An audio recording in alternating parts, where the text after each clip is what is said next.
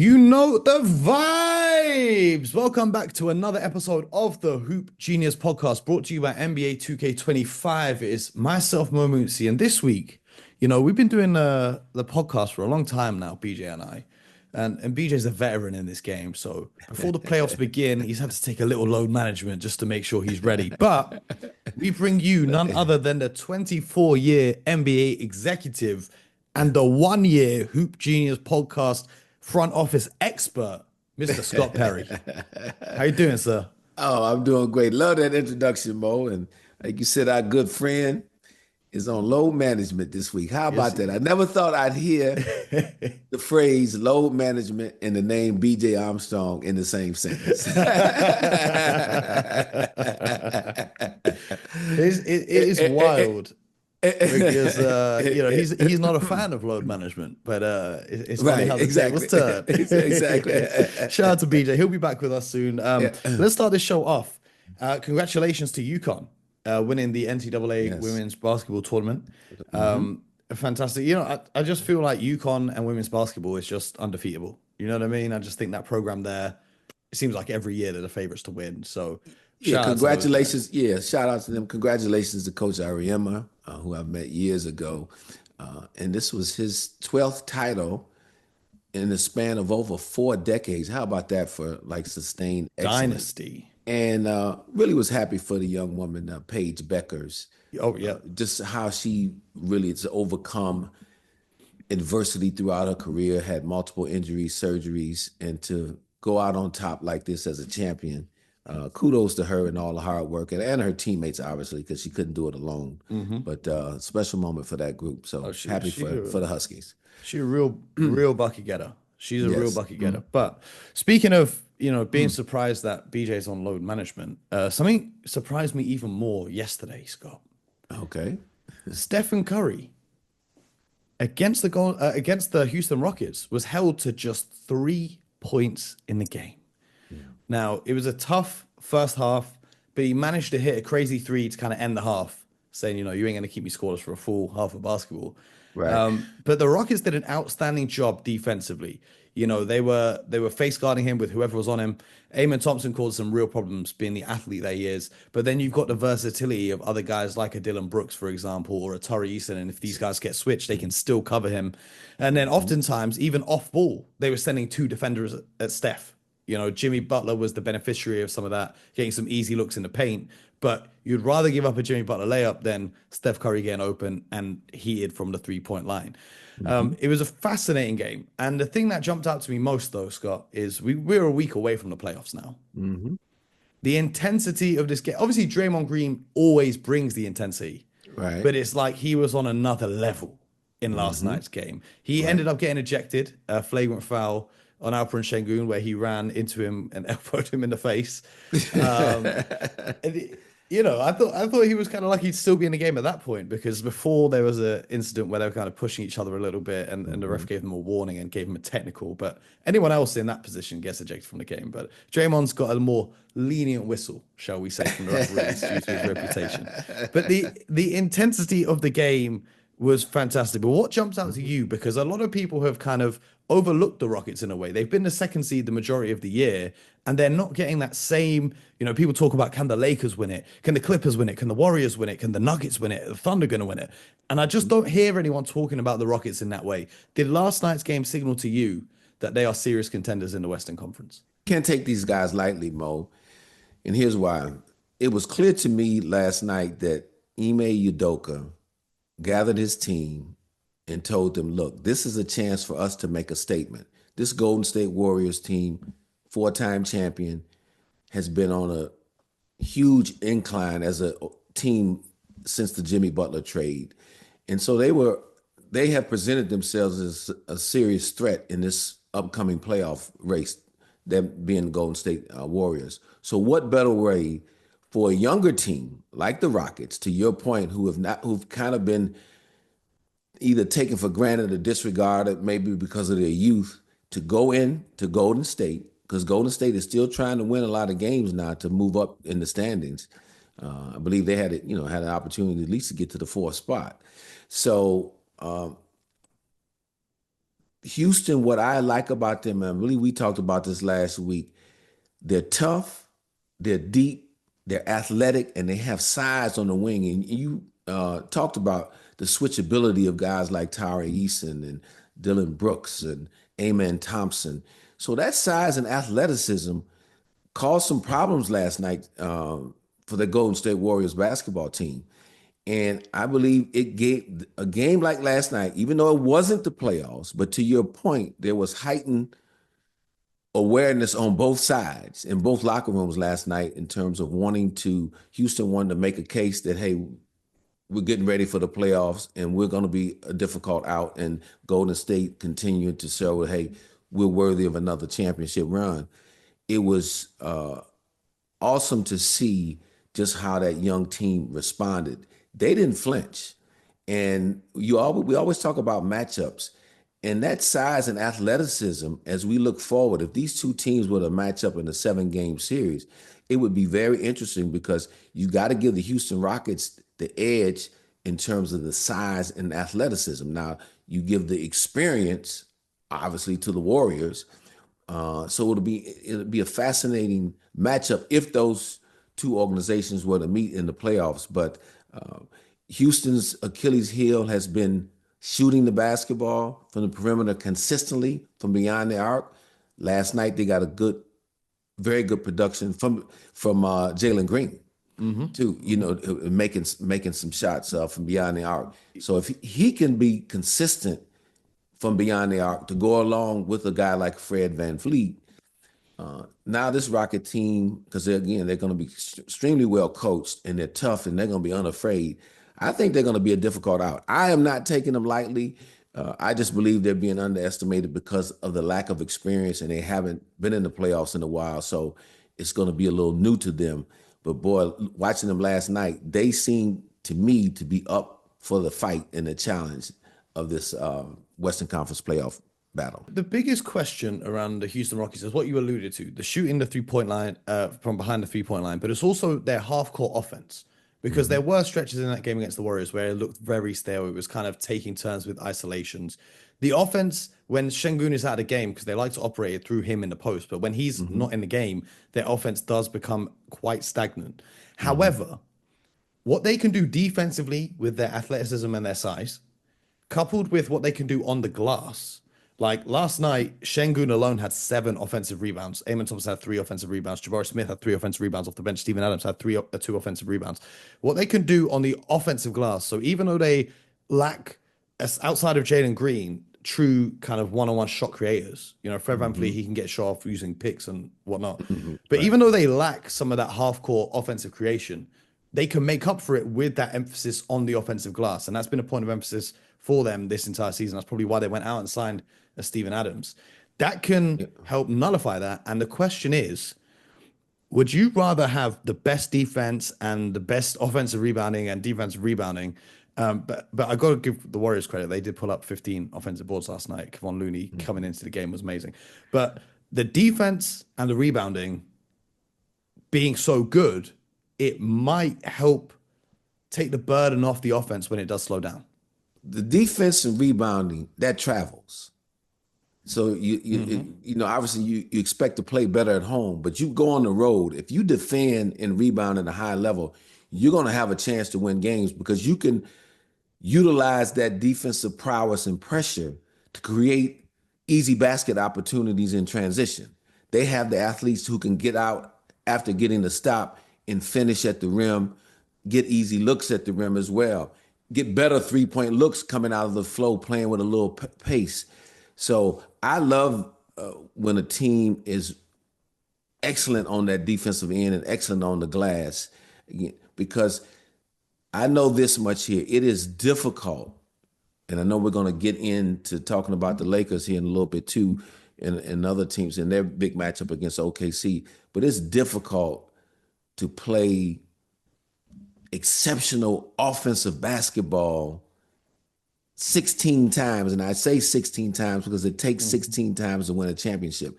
You're going to have a defensive presence on those nights where you're not shooting it quite as well to allow your defense to be the catalyst for some victories along that long journey to an NBA championship. So give me that defense. I think this team will continue to improve offensively, and they'll be able to see it. The beauty of the playoffs is you sit back, and if I'm in the front office there, you're going to be able to really examine, okay, the impact our defense can have on games, and then what we may be lacking offensively, where it really hurts us. So when you go out and look to add to your roster, or you continue to develop those guys on your roster, you really know which areas on the offensive side you really got to get better at, and how to add to Yeah, your team. But and as time goes on as well, players like Eamon Thompson will develop on the offensive end. You can no, already no see question, this he's going to season get better. alone, he's improved on the offensive end. That Euro step he hit Yes. over Jimmy Butler was fantastic. But it's also worth noting that last week or just a few days ago, they took down the OKC Thunder as well. And once again, the difference maker in that game, they have double the amount of offensive rebounds in that game, and they put Steven Adams into the starting lineup, and he came away with 12 boards, six of them offensive. So the emphasis on the boards and the emphasis on defense, I think that the Rockets definitely do command some more respect compared to what they're getting, but they've got to get to the playoffs Listen, and show us that they can do it, because the Western Conference right now, the OKC Thunder are the clear leaders, right? That's set. No one's catching them. But you got the Rockets in number two. They've got what, a 3.5 game lead over the Lakers, who are in third. So the Rockets almost are kind of set, and the Lakers are pretty close to locking up that 3 seed, because they've got a game and a half lead over the Nuggets, who have been on a 4 game losing streak. It's been real tough for the Nuggets. But behind them, half a game behind them, you've got the Clippers and the Warriors and the Timberwolves and the Grizzlies. And that's the Western Conference playoffs. So there's between the yeah. 8 seed and the 3 seed, there is 2 games separating them. The Nuggets, Jamal Murray, he was day to day. Now he's out, and they're hopeful he'll come back for the playoffs. I watched the end of that Nuggets game against the Pacers last night. I don't know if you managed to catch it. Did you manage to catch it? No, no, no. I Oh, did well, not don't get a worry, chance to catch because that. you missed absolutely nothing. Because it may Okay. have been the worst 3 minutes of basketball I've seen Nikola Jokic play in years. And it's What? not so much a criticism on Nikola Jokic, No, right, it's without Jamal Murray, the way this roster has been constructed, because Pickett was playing really well, they didn't have Russ in the game down the stretch. right. There was no one there to play the 2 man game with Jokic. When the Nuggets get to the playoffs and the game goes down a stretch, Jamal Murray and Nikola Jokic are going to play that 2 man game. And either Hmm. Jokic is getting a bucket, or Jamal Murray's getting a bucket, or they're going to have to force a double and a shooter's getting open. But Jokic was just out there on his own. And I feel like the way this roster has been constructed for Denver is suboptimal, especially when you have an MVP caliber player in their prime. But that final 3 minutes of the Nuggets game was turnover after turnover, couldn't get stops. It was absolutely horrendous to watch. And they're 3-7 over their last 10. They've lost 4 straight. If Jamal Murray doesn't get back soon, the Nuggets could be a first round exit this year. Well, look, you talk about the Eastern Conference and that grouping of teams from 3 to 8 right now Yeah, in the West. in the West. Exactly. You talk about that grouping there, and there's not a whole lot of separation, obviously, as we can see by the record. So it's who's going to be playing the best at that particular time. Now, it's always hard to go against a great player like Nikola Jokic, but he can't do everything all the time. He's obviously going to need consistent support from his teammates. And because, to your point, last night he had an off 3 minutes. And look, that's going to happen. He's entitled to that, as much of a load as he carries. Absolutely. So, yeah, so, but can I see them advancing? Absolutely, because they have experience. They've got championship pedigree, and they're led by, arguably the best player on the planet right now. But all the other teams that you just mentioned that we've talked about are all very capable, and it's just going to be which team can impose their will enough to play their style of basketball well enough and long enough in the series to come out advantageous. That's how I'm kind of looking at that grouping there. Clearly, now OKC is at the top, and I know you want to get into that. So let's get into OKC and the Lakers, Mo, because that was really a fascinating watch for me yesterday.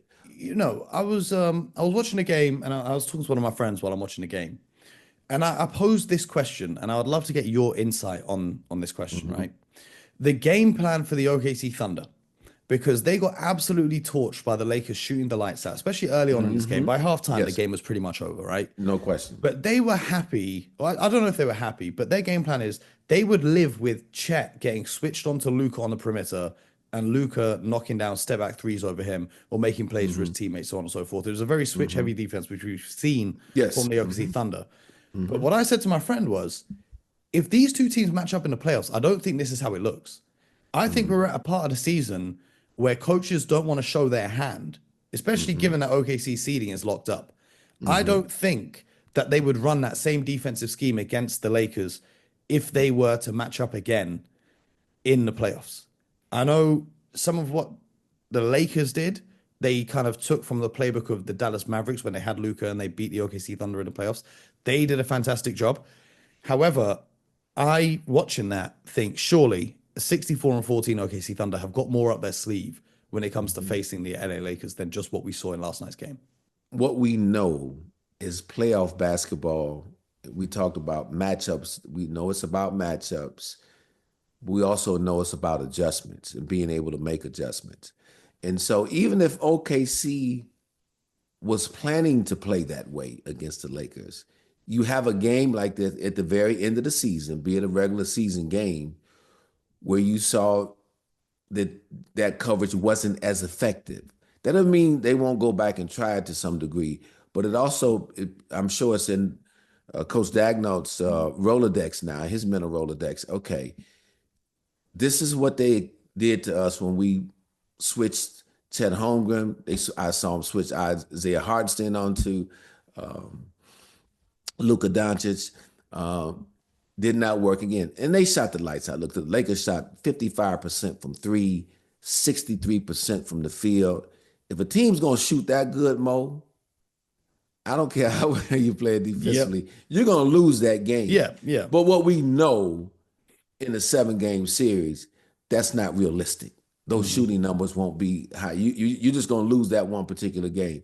So now, this for sure, they're going to be, and I mentioned this last week, in the regular season, your game prep or coach's game prep that they're giving to their players is a 1 or 2 sheeter about personnel and tendencies and what they want to run.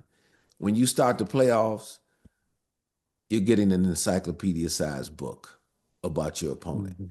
So you're going to know any and everything that they do, and the team that is able to play their best when being pushed to play to their third or fourth option of doing things, a lot of times is going to come out on top, because what you do best is really going to be focused upon and be by your opponent and be taken away a lot of the time, and they're going to force you again to your secondary and third and fourth options throughout a series. So whoever does that best a lot of times ultimately wins the series. It was also interesting, you could tell that JJ Redick put a lot of thought into the game plan for this matchup in particular. Shai Gilgeous-Alexander didn't attempt a free throw in this game.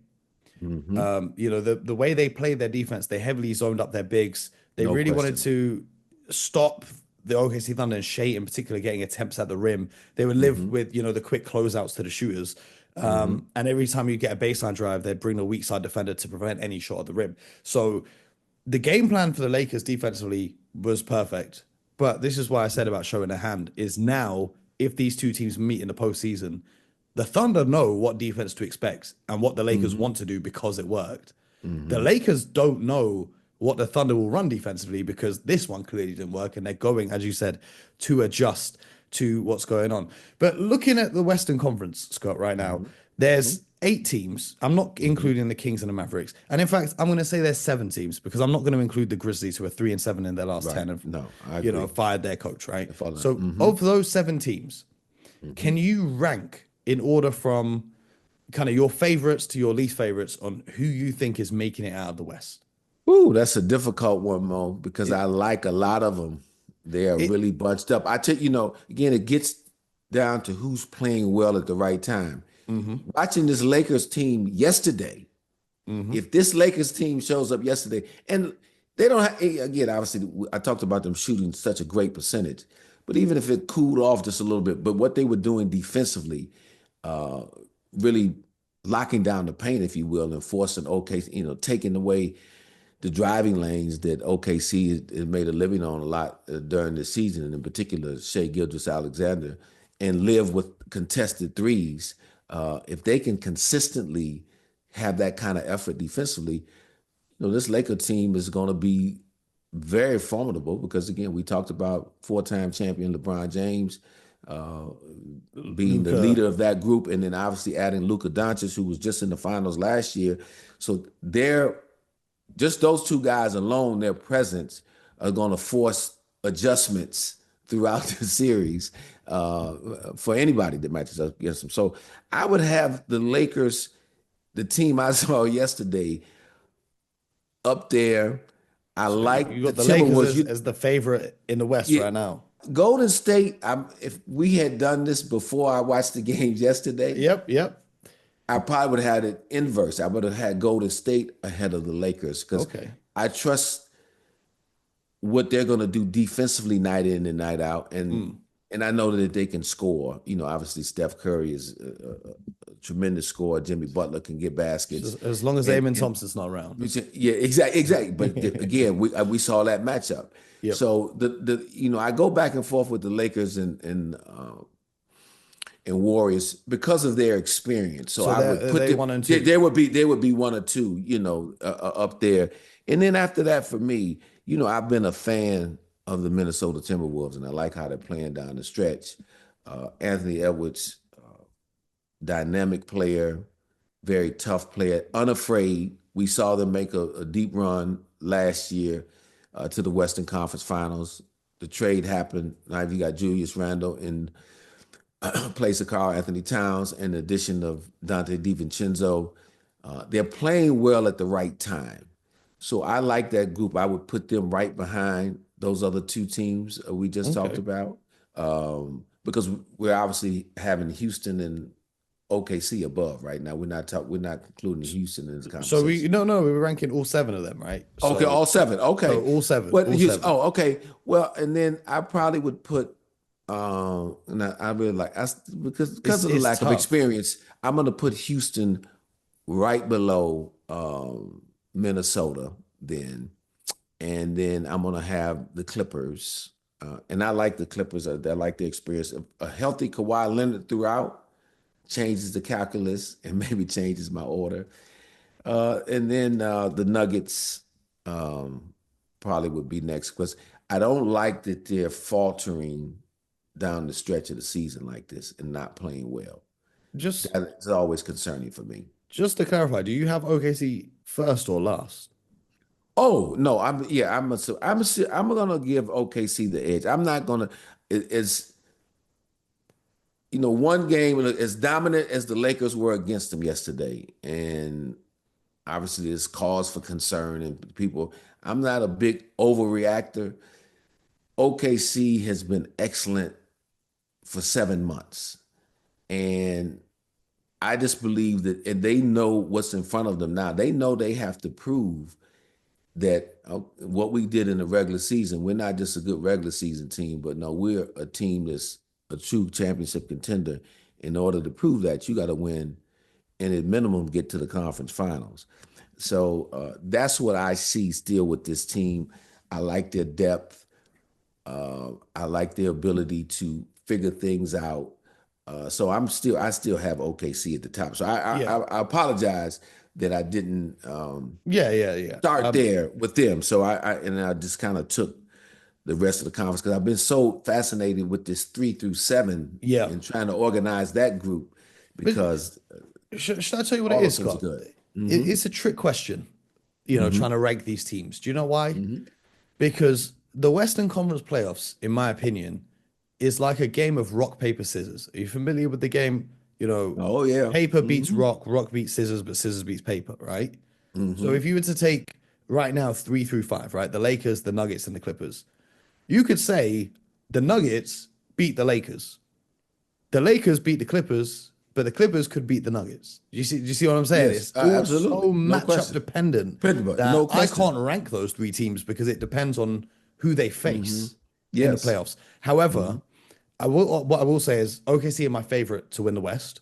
Mm-hmm. But if I had to pick a team in that 3 through 7 range, I'm picking the Golden State Warriors because Yep. I'm Oh, getting eerily reminded of that 2022 run. The only mhm. difference is instead of Andrew Wiggins, you've now got Jimmy Butler, which makes them even better. So Mhm. the Warriors, if it's not going to be the Thunder, I'm picking the Warriors to come out of it. Throughout the season, I thought that the Nuggets would get it together. But as you Mhm. mentioned just then, is they are, some teams find form at the right time. Like the Celtics in their last 25 games have been amazing. Mhm. The Warriors since their trade, the Lakers since their trade, so on and so forth. But the Nuggets are doing the opposite of that. They're doing kind of what the Cavs are doing. And tomorrow we'll talk about the Eastern Conference, but they're kind of Yeah. they're kind of letting go of the rope a little bit here late in the season. And it's not what you want to see from your team, No. especially when you've got Jamal out and then he's going to have to come back and not only come back in time for the playoffs, get in shape for the Yeah. playoffs, which is something that he's struggled with this season, getting healthy. Mo, I can't stress that enough how important it is to be playing well going into the playoffs.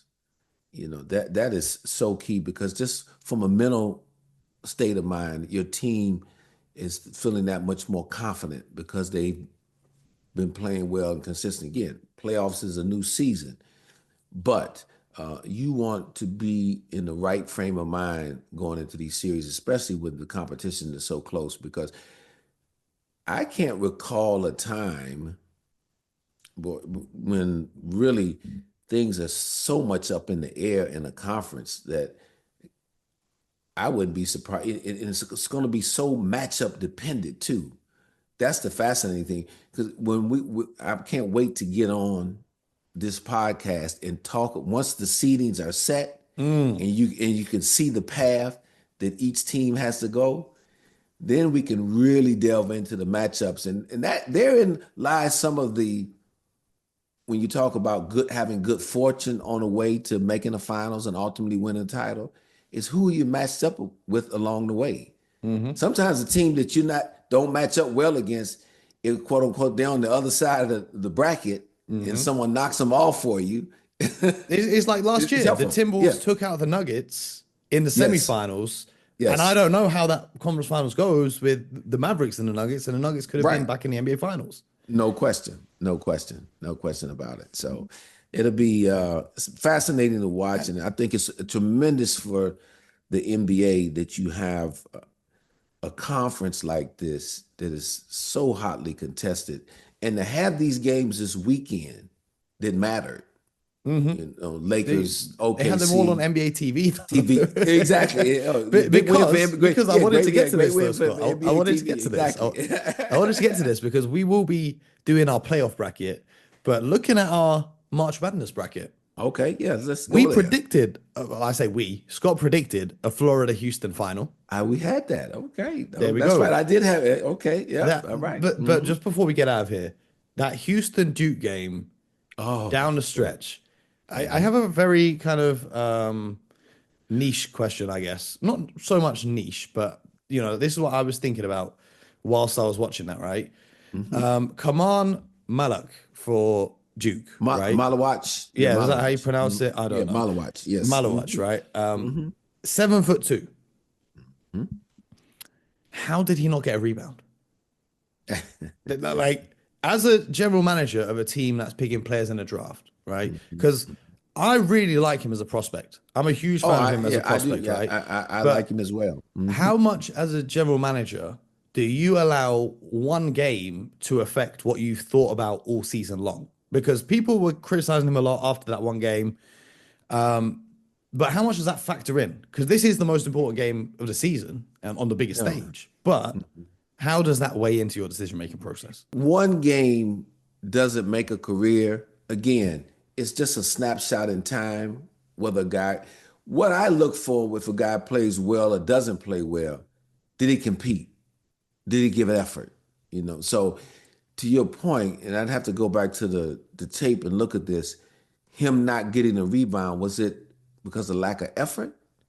Or was it just that Houston's Houston game plan. did play? Yeah, Houston. Yeah, did Houston do such a great job of keeping him away where he wasn't able to get uh, a rebound without climbing over somebody's back?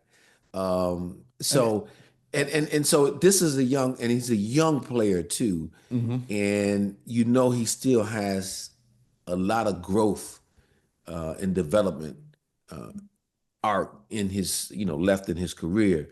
So you can also look at it as a very teachable moment too. Yeah.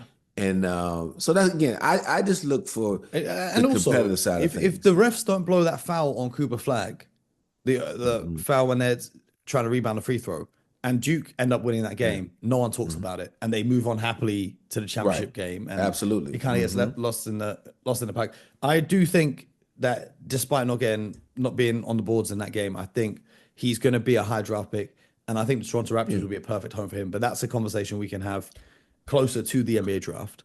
Yes. For now, Scott, we are going to come back tomorrow and look at the Eastern Conference because that was a nice deep Okay. dive in the West. Yes. Tomorrow, the Eastern Conference, I know for you guys, it's not as exciting, right? Because Mhm. the play-in Right. essentially Heat, Bulls, Hawks every year, rinse and repeat. But what's Mhm. really fascinating, and this is what you can ponder before tomorrow's episode, is who the Pistons play in the first round and if the Pistons can win that first round matchup. Oh yeah, that will be. Look forward to talking about that tomorrow, Yes, sir. Mo. I already know though where the conversation is going to end tomorrow, and you've already given us a a hint into that by the T-shirt that you're wearing. You know the vibes. You know, I know the just trying to vibes add another one exactly. of trying to So add another one of hey, these to the I collection. You know know what I mean? we're Trying to add gonna talk another one of about a those. lot of different teams, but at the end of that podcast tomorrow, we're gonna end up in Beantown.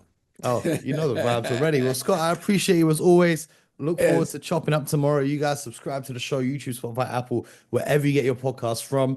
And most importantly, until next time, get buckets.